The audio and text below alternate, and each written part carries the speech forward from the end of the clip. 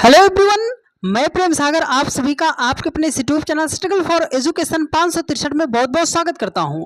प्यारे दोस्तों, आज के अपने इस प्रैक्टिस सेट में हम बात करेंगे रीजनिंग के 11 अति महत्वपूर्ण प्रश्न जो हर एक परीक्षा में बार बार पूछे जाते हैं और आप सभी लोग इन प्रश्नों को गलत कर देते हैं। तो यकीन मानिएगा डियर फ्रेंड्स, इतना शानदार गजब तरीके से आपको सिखाएंगे कि इतने टाइप के प्रश्न तो आपके कभी भी गलत नहीं होंगे। एकदम आपको बेसिक कॉन्सेप्ट बताएंगे, शॉर्ट मेथड बताएंगे, सवालों को सॉल्व करने का बेस्ट ट्रिक बताएंगे। तो पूरी क्लास को ईमानदारी के साथ देखिएगा और सिखाने समझाने की जिम्मेदारी हमारी है। तो चलिए ज्यादा देरी ना करते हुए क्लास को शुरू करते हैं और एक बेहतर अंदाज में चीजों को सिखाने का प्रयास करते हैं। देखिए डियर फ्रेंड्स, आपके सामने पहला प्रश्न है, कह रहा है कि 3 का जो रिलेशन 9 के साथ है तो सेम लॉजिक से 5 का रिलेशन क्या होगा। मतलब सर 3 को जिस भी लॉजिक से 9 लिखा गया है तो सेम लॉजिक से हम 5 को क्या बना सकते हैं। तो आप बोलोगे सर 3 में अगर हम 6 जोड़ेंगे तो 9 हो जाएगा। चलो भाई 5 में भी 6 को जोड़ते हैं तो 11 हो जाएगा। 11 तो किसी ऑप्शन में नहीं दिया गया है। आप दूसरा तरीका लगाओगे, सर 3 को 3 से गुणा करेंगे तो 9 हो जाएगा। 5 को भी 3 से गुणा करेंगे तो 15 हो जाएगा। अरे भाई साहब 15 भी तो ऑप्शन में नहीं दिया गया है। अब कुछ मेरे और जीनियस भाई होंगे जिनकी थोड़ी बुद्धि और ज्यादा काम करेगी, वो बोलेंगे सर 3 का स्क्वायर कर देंगे तो 9 हो जाएगा। चलो भाई साहब 5 का भी क्या कर देते हैं, स्क्वायर कर देते हैं तो 5 का स्क्वायर 25 हो जाएगा। ऑप्शन में नहीं दिया गया है। सारे लॉजिक हमने लगा लिया पर हमारा राइट आंसर नहीं आया मेरे भाई। तो अब इस सवाल को हम करेंगे कैसे सर। यकीन मानिएगा डियर फ्रेंड्स, 80% स्टूडेंट्स जो है इस सवाल को छोड़कर यहीं पर स्किप कर देते हैं, पर आपको जरूरी कॉन्सेप्ट बता रहे हैं जिससे आपका भविष्य में कभी भी सवाल गलत ना हो और विद इन सेकंड में आप सवाल का जवाब दे पाओ। याद रखिएगा, जब भी एनालॉजी का प्रश्न आपके सामने आता है सबसे पहले आपको प्राइम नंबर चेक करना पड़ेगा। सर 3 प्राइम नंबर है, 9 प्राइम नंबर नहीं है, 5 प्राइम नंबर है। अगर एक भी संख्या प्राइम नंबर नहीं मिली तो हम प्राइम नंबर का कॉन्सेप्ट नहीं लगाएंगे। दूसरी प्रॉपर्टी आपको हमेशा याद रखना है, पहले प्राइम नंबर चेक करना। इससे आंसर नहीं आता है तो आपको दूसरा नंबर पे किसको चेक करना है, क्यूब को चेक करना है। अच्छा सर, अगर हम 3 का क्यूब कर ही देते हैं तो 3 का क्यूब तो हमारा 27 हो जाएगा, हमें तो 9 लाना है। सो 27 से हम 9 कैसे ला सकते हैं। एक छोटा सा पॉइंट याद रखिएगा कि अगर बड़ी संख्या को छोटी संख्या बनाकर लिखा जाएगा तो हम 3 चीजें कर सकते हैं, या तो डिजिट को जोड़ सकते हैं, या तो डिजिट को मल्टीप्लाई कर सकते हैं, या तो पूरी संख्या को जो है डिवाइड कर सकते हैं। अगर हम 27 के दोनों डिजिट को ऐड कर लेते हैं तो 2 7, आप बोलोगे सर 9, हाँ सर यहाँ पर 9 ही तो लिखा गया है। तो जो आपने लॉजिक इधर अप्लाई किया सेम लॉजिक इधर करते हैं। तो जो संख्या यहां पर है सबसे पहले उसका क्या करेंगे, क्यूब करेंगे और 5 का क्यूब हो जाएगा 125। यहां पर आपने क्या किया था, सभी डिजिट को ऐड किया था। तो 125 के सभी डिजिट को ऐड करते हैं, 5 2 7 1 कितना हो जाएगा, 8 हो 8 तो हमारा किसी ऑप्शन में नहीं दिया गया है। यहां पर एक ऑप्शन आपको करेक्ट करना पड़ेगा। आप किसी एक ऑप्शन को जो है 08 कर लीजिए और वही आपका राइट आंसर हो जाएगा। ऑप्शन मिसमैच है इसलिए एक ऑप्शन आप करेक्ट कर लीजिए। इसका राइट आंसर ऑप्शन डी हो जाएगा। 8 इसका क्या हो जाएगा, राइट आंसर हो जाएगा। ये प्रॉपर्टी आप हमेशा याद रखिएगा, इसी तरीके से आपको सवाल को सॉल्व करना पड़ेगा। ठीक है, चलिए अगले प्रश्न पर चलते हैं डियर फ्रेंड्स। चलो अगला प्रश्न आपके सामने है। देखो ये कोडिंग डिकोडिंग का बहुत ही चैलेंजिंग प्रश्न है डियर फ्रेंड्स, अच्छे बच्चे इसको सॉल्व नहीं कर पाएंगे। देखो बोल रहा है कि किसी सांकेतिक भाषा में फेयर को लिखा है GHEIOUST लिखा जाता है, तो उसी भाषा में फियर को क्या लिखा जाएगा। तो आपको एक बात पता है, आपको बात पता है कि यहां पर लेटर कम दिया गया है और यहां पर ज्यादा लेटर दिया गया है। तो इस बात को आप स्टार बना के मेरा लिखिएगा कि कोडिंग डिकोडिंग का जब भी आप सवाल सॉल्व कर रहे हो, कम लेटर देके ज्यादा लेटर का मान पूछ रहा है तो आप समझ लीजिएगा कि आगे पीछे एक्स्ट्रा लेटर को उसमें क्या किया गया है, ऐड किया गया है। चलो सर बनाते हैं। देखो यहाँ पर F लिखा गया है, F यहाँ पर इसको F को क्या बनाया है, आप बोलोगे सर F को उसने GH बनाया है। यहाँ पर A लिखा गया है, A को उसने क्या लिखा है सर, EI लिखा है। अच्छा सर I है, I को क्या लिखा है सर, OU लिखा है। यहाँ पर R है, R को उसने ST लिखा है। तो अगर हम लॉजिक खोजते हैं तो F के बाद G, G के बाद H, अच्छा R के बाद S, S के बाद T, तो यहाँ पर F है तो F को भी वो क्या लिखेगा सर, F को भी वो GH लिखेगा। तो GH से कौन सा ऑप्शन नहीं शुरू है, ऑप्शन नंबर C नहीं शुरू है, मतलब ये वाला तो ऑप्शन नहीं होगा। लास्ट में यहाँ पर R था, R को ST लिखा था तो R यहाँ पर है, लास्ट में हमारा ST होगा। तो यहाँ पर देखो ST ST यहाँ पर क्या है, EA है, तो एक ऑप्शन और कट गया कि ऑप्शन D भी हमारा नहीं होगा। अब देखो उसने A को EI कैसे लिखा है, तो आपको पता होना चाहिए इंग्लिश अल्फाबेट में जो वाबल होते हैं वो 5 वाबल होते हैं। कौन कौन सा, A E I O U होता है। देखो ये क्या किया था, जो लेटर यहाँ था उसके बाद वाले 2 लेटर को उसने लिखा था, तो यहाँ पर A एक वाबल था, उसके आगे 2 लेटर EI को उसने लिखा था। बात समझ रहे हो, जब I था तो OU लिखा था, तो यहाँ पर E है, E है तो वो क्या लिखेगा, I और O लिखेगा, तो I और O लिखेगा। अब उसके बाद A है तो A को क्या लिखेगा, E और I लिखेगा। तो भाई साहब GHI GHIO, हाँ GHO इसमें भी है, यहाँ पर EI, तो E के बाद यहाँ पर यस है, ये ऑप्शन कट जाएगा, ऑप्शन नंबर A आपका क्या हो जाएगा, राइट आंसर हो जाएगा। बात समझ आई आपको, किसी को भी दिक्कत समस्या परेशानी होगी तो पूछिएगा जरूर, ठीक है। चलिए अगले प्रश्न पर चलते हैं डियर फ्रेंड्स। आज की क्लास बहुत ही ज़्यादा इंपॉर्टेंट है डियर फ्रेंड्स। हर वो सवाल जो आपकी परीक्षा में बार बार पूछा जाता है, हर उस सवाल को हमने कवर करने का प्रयास किया है।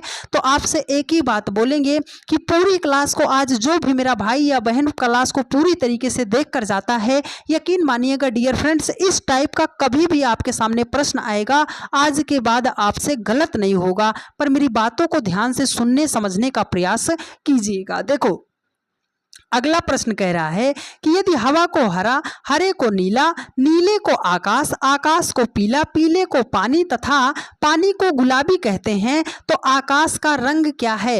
वास्तव में आप बताओ आकाश का रंग क्या होता है। आप बोलोगे सर आकाश का रंग नीला होता है, तो नीले को आकाश कहा जाता है, तो आकाश का रंग कैसा हो जाएगा, आकाश हो जाएगा। आकाश ऑप्शन नंबर C में दिया गया है और यही इस प्रश्न का राइट आंसर हो जाएगा, ठीक है। चलिए बहुत आसान सा प्रश्न था, इस प्रश्न में कुछ ज्यादा था नहीं। देखो यहां से सवाल शुरू होता है डियर फ्रेंड्स ब्लड रिलेशन का। 1 मिनट का कॉन्सेप्ट सीख लो और 10-10 सेकंड में सवालों का जवाब देते हुए चले जाओ। देखो ब्लड रिलेशन का जब भी सवाल आप सॉल्व करते हो, पहला पॉइंट याद रखिएगा, इसको अपने रिश्तों पर लेकर सॉल्व कीजिएगा, सवाल आपसे बनेगा स्वयं के रिश्तों पर। अब आपको दूसरा पॉइंट याद रखना है कि जब भी मेल की बात करेगा, पुरुष की बात करेगा, तो उसे हम प्लस साइन से दर्शाएंगे। तीसरा पॉइंट याद रखेंगे सर, अगर फीमेल की बात करता है, किसी महिला की बात करता है तो माइनस दर्शाएंगे। 2 लोगों की अगर शादियां हुई हैं तो बराबर दर्शाएंगे, ठीक है। इतनी बात पता है, तो चलो अब सवाल को बनाते हैं। देखो कह रहा है कि P B का पति है, ये जो P है ना भाई साहब, ये पति है, हाँ ओ सॉरी डियर, P का पति B है। अगर P है, P की शादी किससे हुई है, B से। कह रहा है कि ये जो P है ना, इसका पति जो है वो क्या है, B है। अगर ये पति है तो दूसरी क्या हो जाएगी, पत्नी हो जाएगी, ठीक है।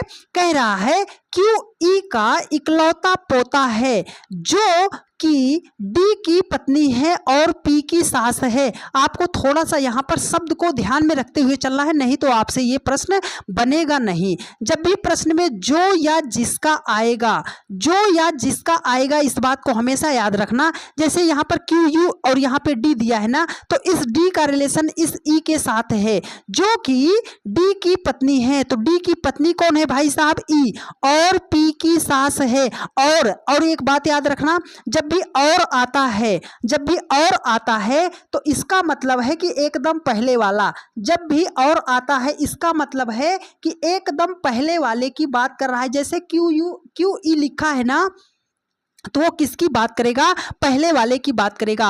और पी की सास है, और पी की सास है कौन भाई साहब, क्यू। पी की सास कौन है, पी की सास कब होगी भाई साहब, ये इसका पति है, इसकी एक मम्मी है, वो जो होगी क्यू, ये पी की क्या हो जाएगी, सास हो जाएगी। कह रहा है क्यू ई का इकलौता पोता है, क्यू ई का इकलौता, ओ सॉरी डियर, क्यू ई का इकलौता पोता है। हाँ भाई साहब, क्यों जो है ई का इकलौता पोता है। एक मिनट भाई साहब, एक मिनट, थोड़ा सा यहाँ पे आपको समझना पड़ेगा। देखो ये कह रहा है कि क्यों जो है ई का इकलौता पोता है, तो हमने कहा ई यहाँ पे हो गया। ई का इकलौता पोता कौन है भाई साहब, क्यों जो है ई का इकलौता पोता है। कह रहा है जो कि डी की पत्नी है, तो डी की पत्नी कौन हो जाएगी भाई साहब, ई। ई क्या हो जाएगी, डी की पत्नी। अगर एक पत्नी हो गई तो दूसरा क्या हो जाएगा, पति हो जाएगा। पूछ रहा है बी डी से किस प्रकार संबंधित है।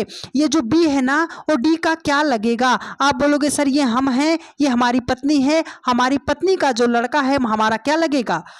आप बोलोगे सर हमारा लगेगा बेटा, लगेगा बेटा। ऑप्शन नंबर ए आपका क्या हो जाएगा, राइट आंसर हो जाएगा। उम्मीद करते हैं मेरे हर एक भाई बहन ने बहुत ही बढ़िया तरीके से चीज़ों को सीखने समझने का प्रयास किया होगा। चलिए अगले प्रश्न पर चलते हैं। देखो इसमें एक टाइप का और प्रश्न बनता है, वो प्रश्न होता है इशारे इशारों वाला प्रश्न। एक ही सवाल से पूरा चैप्टर आपको इशारे इशारों वाला समझा देंगे ब्लड रिलेशन का, पर मेरी बात को ध्यान से समझिएगा। देखो कह रहा है कि प्रिया ने शिखा की ओर इशारा करते हुए कहा। कह कौन रहा है, प्रिया कह रहा है। तो हमने कहा जब ये प्रिया कह रही है ना, तो हमने प्रिया को यहाँ पे बना दिया।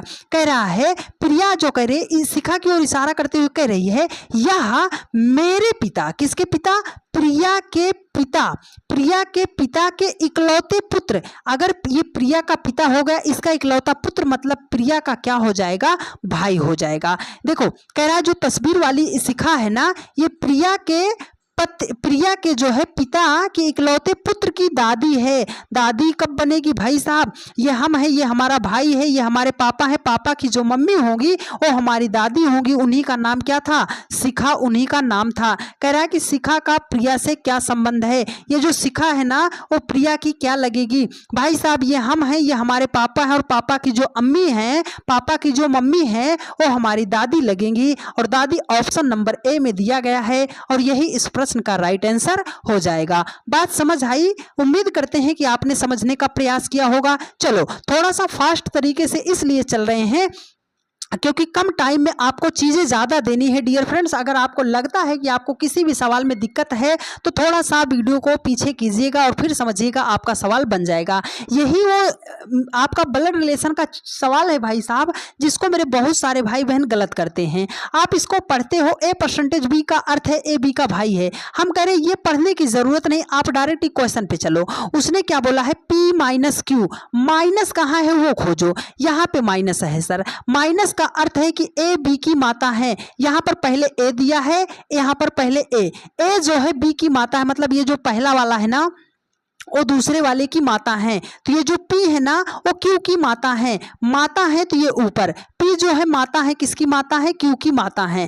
देखो क्यू परसेंटेज आर, परसेंटेज का अर्थ क्या है, ए बी का भाई है, मतलब ये जो क्यू है ना ये भाई है भाई साहब, किसका, आर का भाई है। ये देखो आर डॉलर एस का अर्थ क्या है, आर एंड एस का अर्थ क्या है, एंड का अर्थ क्या है, ए बी का पुत्र है। ये जो आर है ना ये पुत्र है, किसका पुत्र है सर, एस का पुत्र है। अगर ये इसका बेटा ये इसका भाई तो इन दोनों की क्या हुई है, शादी। अगर ये लड़की है तो दूसरा क्या हो जाएगा, लड़का। एस प्लस टी, प्लस का अर्थ क्या है, ए बी का पिता है भाई साहब। एस जो है ये पिता किसका है, टी का पिता है। पूछ रहा है कि पी का टी से क्या संबंध है। ये जो पी है ना वो टी का क्या लगेगा या लगेगी। आप बोलोगे सर ये मेरा भाई और मेरे भाई की जो मम्मी है वो हमारी मम्मी है, मतलब ये जो पी है ना वो टी की क्या लगेंगी सर, वो तो उसकी मम्मी लगेगी। ऑप्शन ए आपका क्या हो जाएगा, राइट आंसर हो जाएगा। तो इस तरीके का प्रश्न एसएससी के परीक्षा में और रेलवे की परीक्षा में तो पूछा ही पूछा जाता है, ठीक है,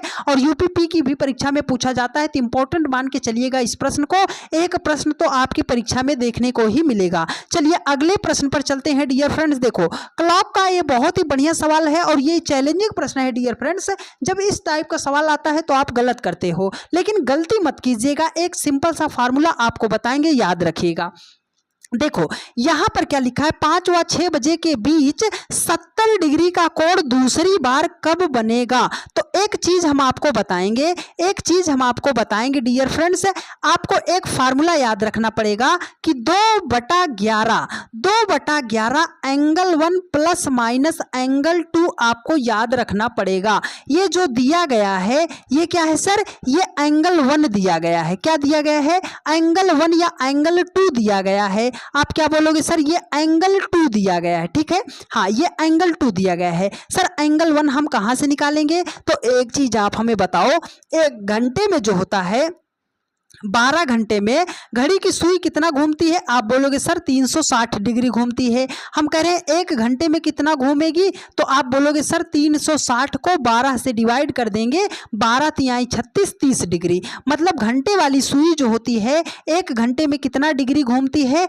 30 डिग्री घूमती है। तो 5 व 6 दिया है ना, तो दोनों में जो छोटा समय है उसे आप पकड़ो। तो छोटा समय 5 है, 5 को आप 30 से मल्टीप्लाई कर दो। 5 घंटे में कितना डिग्री घूमेगी, 3 पंजे 15 150, मतलब 150 डिग्री घूमेगी। ये हो जाएगा आपका एंगल 1। यहां पर दिया है एंगल 2। बात समझ आई। ये एंगल 1 हमने कहां से निकाला, ये 30 कहां से आया। चलो तो हमने कहा ये फार्मूला होता है 2/11। एंगल 1 कितना हो जाएगा, 150 हो जाएगा। माइनस, याद रखिएगा जब भी दूसरी बार हमें कोण बनने का निकाला जाएगा, जैसे हमने लिखा था ना एंगल 1 प्लस माइनस एंगल 2, तो जब भी दूसरी बार निकालना, पहली बार हम क्या करेंगे, पहली बार हम माइनस करेंगे और दूसरी बार जब भी हमें निकालना पड़ेगा तो हम प्लस लेंगे। वो दूसरी बार पूछ रहा है इसलिए हमने यहां पर क्या कर दिया, प्लस कर दिया। अब एंगल 2 हमारा 70 था, 15 7 22 दूनी कितना हो जाएगा 44, मतलब 440 हो जाएगा। और 11 से डिवाइड करेंगे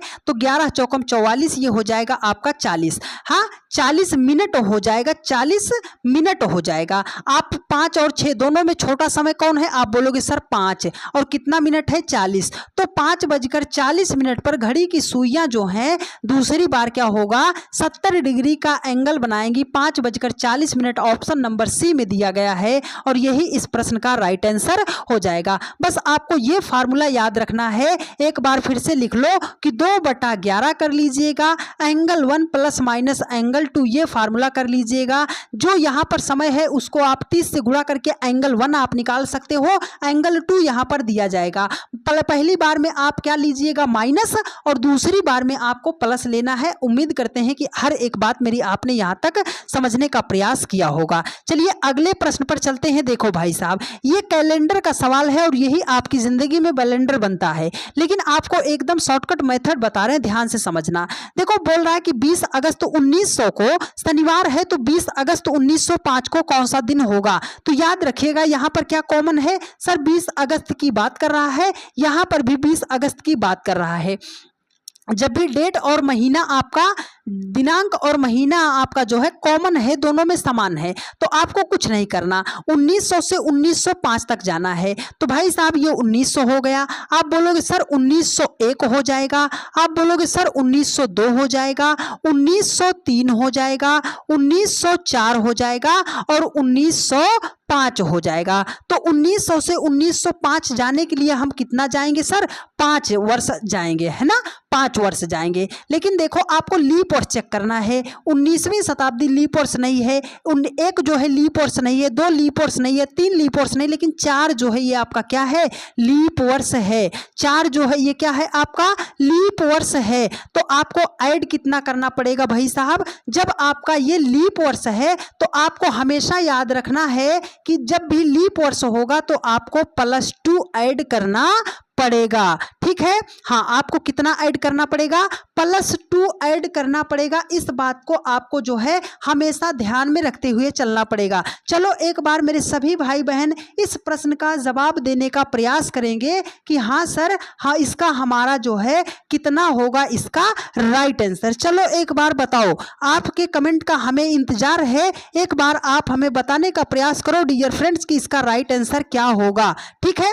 चलो तो अभी हम कितना ऐड करते, 5 ऐड करते। हाँ लेकिन जब ये लीप वर्ष हो गया तो एक एक्स्ट्रा ऐड करना पड़ेगा, ये बातें आप ध्यान रखिएगा। तो जो दिन यहाँ पर है, जैसे यहाँ पर क्या लिखा है, शनिवार लिखा है, तो शनिवार में 6 दिन ऐड करना पड़ेगा। तो शनिवार के बाद रविवार, रविवार के बाद सोमवार, सोमवार के बाद मंगलवार, मंगलवार के बाद बुधवार, बुधवार के बाद बृहस्पतिवार, बृहस्पतिवार के बाद शुक्रवार। देखो 1 2 3 4 5 6 दिन ऐड किया ना, तो शुक्रवार हो जाएगा। शुक्रवार ऑप्शन नंबर सी में दिया गया है और यही इस प्रश्न का राइट आंसर हो जाएगा कि यदि 20 अगस्त 1900 को शनिवार है तो 20 अगस्त 1905 को सप्ताह का कौन सा दिन होगा? सर हमारा शुक्रवार होगा। अगर 1% भी डाउट है किसी भी चैप्टर, जितने चैप्टर को हम सॉल्व करा रहे हैं, तो हर एक चैप्टर की आपको कोर्स वाले सेक्शन में कंप्लीट रीजनिंग आपको मिल जाएगी। तो उसका लिंक आपको डिस्क्रिप्शन बॉक्स में दे देंगे, आप कंप्लीट रीजनिंग को एकदम बेहतर अंदाज में सीख सकते हो। देखो कह रहा है कि एक पंक्ति में राकेश का स्थान बाएं से 25वां तथा योगेश का स्थान दाएं से 18वां है